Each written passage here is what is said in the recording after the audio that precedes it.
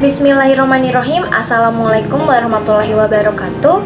Kepada yang terhormat Ibu Hajah Asrianti Masud SSI MPD selaku dosen pengampu dari mata kuliah Praktikum Fisiologi Hewan, dan juga kepada Teh Diva Nurmulandari selaku asisten Praktikum Fisiologi Hewan.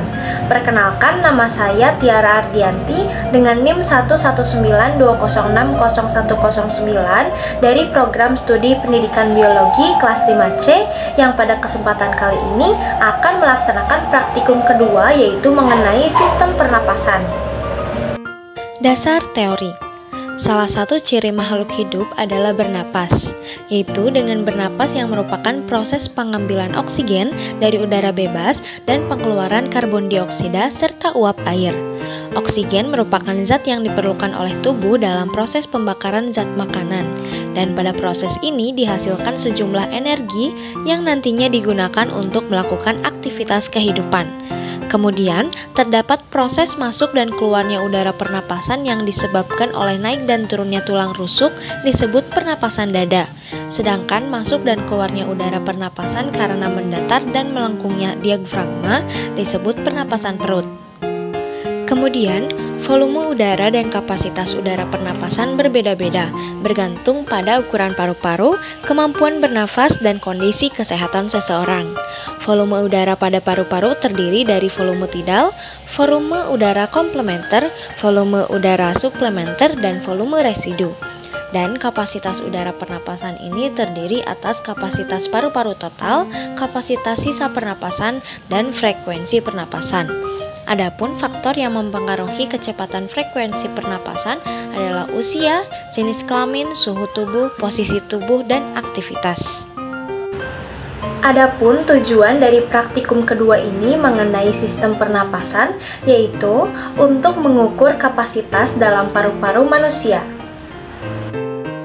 Alat dan bahan. Pertama, ada botol galon berukuran 5 liter yang terbuat dari plastik keras dengan penutup. Kedua, ada cangkir pengukur yang terbuat dari plastik. Lalu ketiga, ada air. Keempat, ada baskom plastik besar. Kelima, ada spidol permanen. Dan keenam, ada selang akuarium atau lainnya yang sepanjang 60 cm. Cara kerja. Langkah pertama, siapkan semua alat dan bahan. Langkah kedua, gunakan cangkir ukur untuk menambahkan 250 ml air sebanyak 12 cangkir atau 4 liter air ke dalam botol atau galon dengan secangkir demi secangkir. Gunakan juga spidol permanen untuk membuat garis yang menunjukkan ketinggian air. Langkah ketiga, isi air pada baskom hingga setengah penuh. Lalu masukkan selang ke dalam galon dan letakkan galon tersebut dalam keadaan terbalik di dalam baskom. Langkah keempat, ambil napas secara normal dan hembuskan melalui selang hingga kehabisan napas. Langkah kelima, gunakan skala pada galon untuk menentukan volume atau jumlah ruang yang terpakai untuk napas yang dihembuskan dalam galon. Kemudian catat hasilnya. Langkah keenam, selanjutnya kosongkan galon dan ulangi lagi percobaan menurut langkah 2 hingga 5. Dan pada langkah ini, sebelumnya kita berlari kecil terlebih dahulu selama 2 menit, kemudian ambil napas normal dan hembuskan dalam galon, lalu catat hasilnya. Berikut ini terdapat tabel hasil pengamatan dan juga pembahasannya, yaitu objek praktikum kedua mengenai sistem pernapasan ini adalah seorang perempuan bernama Tiara Ardianti yang berusia 21 tahun dengan tinggi badan 150 cm dan berat badan 40 kg. Lalu, pada percobaan kali ini didapatkan hasil bahwa kapasitas paru-paru sebelum beraktivitas adalah sebesar 2.500 ml dan setelah beraktivitas lari selama 2 menit hasilnya sebesar 3.000 ml. Maka, hasil pengamatan ini menunjukkan bahwa semakin banyak aktivitas yang dilakukan, maka semakin besar pula jumlah kapasitas paru-paru.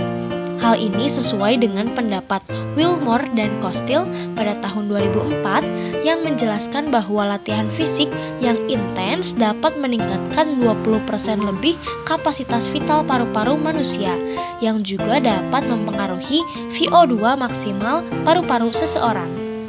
Soal yang pertama, apa pengaruh jenis kelamin terhadap kapasitas paru-paru?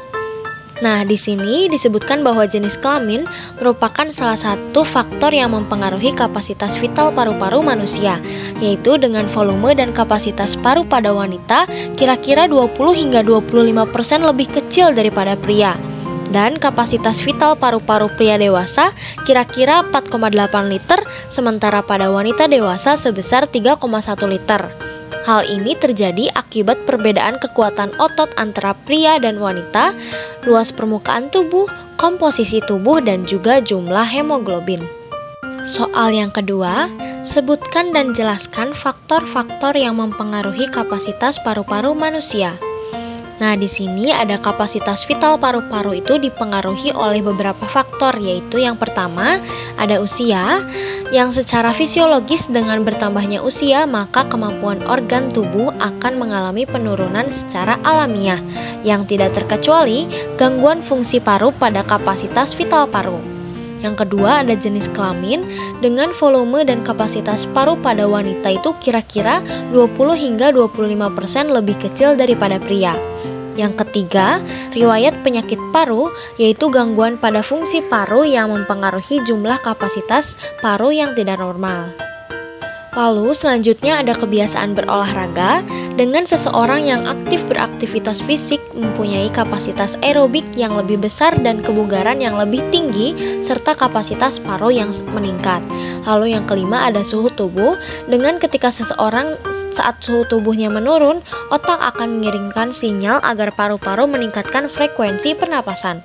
Yang terakhir ada posisi tubuh, yaitu saat berdiri tubuh memerlukan energi lebih besar untuk menjaga keseimbangan, sehingga jumlah kapasitas paru ditingkatkan untuk memenuhi kebutuhan energi tersebut.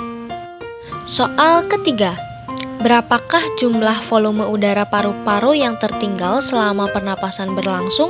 Mengapa demikian? Jelaskan. Nah, di sini walaupun kita itu telah berusaha menghembuskan napas sekuat-kuatnya, namun ternyata di dalam paru-paru masih terdapat udara sisa yang disebut udara residu atau UR yang berjumlah sekitar 1000 ml dan tidak dapat dikeluarkan lagi. Nah, udara residu ini mengisi bronkiolus dan alveolus sehingga membuat paru-paru tetap dalam keadaan mengembang. Soal yang keempat, apakah yang dimaksud dengan udara tidal, volume udara suplementer, volume udara komplementer, dan kapasitas vital udara pernapasan? Nah, penjelasannya yaitu volume tidal yaitu saat pernapasan biasa dengan volume udara masuk dan keluar sekitar 500 ml. Yang kedua ada volume udara komplementer yaitu volume maksimum saat menarik napas dengan sekitar 1500 ml. Ada volume udara suplementer yang merupakan volume maksimum udara yang dapat dikeluarkan sekitar 1500 ml. Dan juga ada kapasitas vital paru yang merupakan udara yang dapat dicapai masuk dan keluar paru-paru pada penarikan dan pengeluaran napas maksimal. Kesimpulan, salah satu ciri makhluk hidup adalah bernapas yang merupakan proses pengambilan oksigen dan pengeluaran karbon dioksida serta uap air dan akan menghasilkan sejumlah energi yang nantinya digunakan untuk melakukan aktivitas kehidupan. Adapun faktor yang mempengaruhi kecepatan frekuensi pernapasan adalah usia, jenis kelamin, suhu tubuh, posisi tubuh, dan aktivitas. Nah, diketahui pula kapasitas paru-paru ini memiliki jumlah yang lebih besar pada saat percobaan setelah melakukan aktivitas fisik dibandingkan dengan saat sebelum beraktivitas fisik yang lebih kecil hasilnya.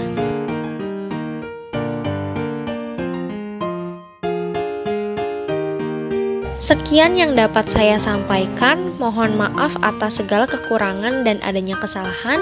Terima kasih. Wassalamualaikum warahmatullahi wabarakatuh.